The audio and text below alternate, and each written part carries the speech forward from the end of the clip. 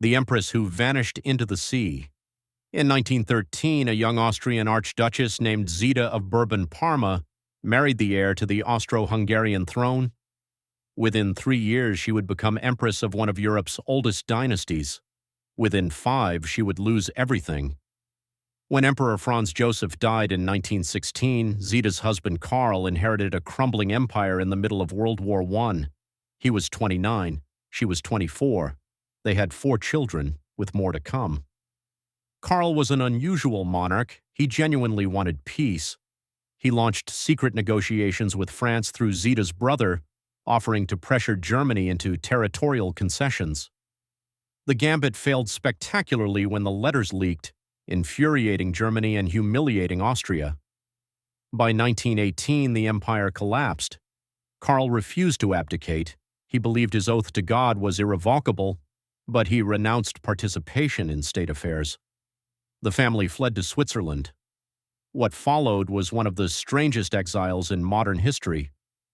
Twice, Karl attempted to reclaim the throne of Hungary.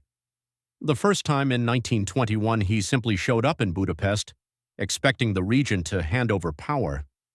The regent did not. The second time, Karl arrived with a small armed force and Zita at his side, 8 months pregnant. They were defeated, captured, and this time the Allies had had enough.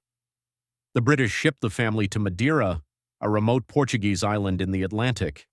It was meant as gilded imprisonment. It became a death sentence. Karl contracted pneumonia in the damp, unheated villa.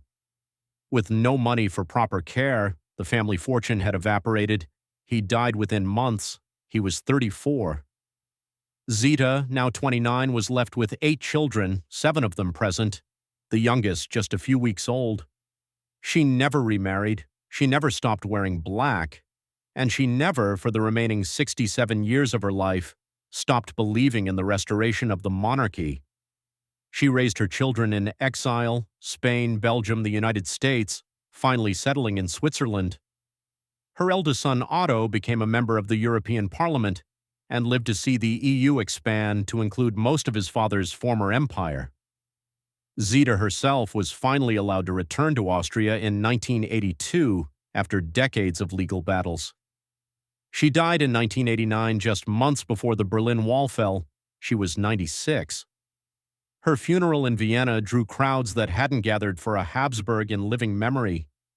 The empire she'd briefly ruled had been gone for 70 years, but when the herald called out at the crypt door, announcing her titles, her lineage, her claim, the response came as it had for centuries: "We know her not." And then, after a pause, "Let her in."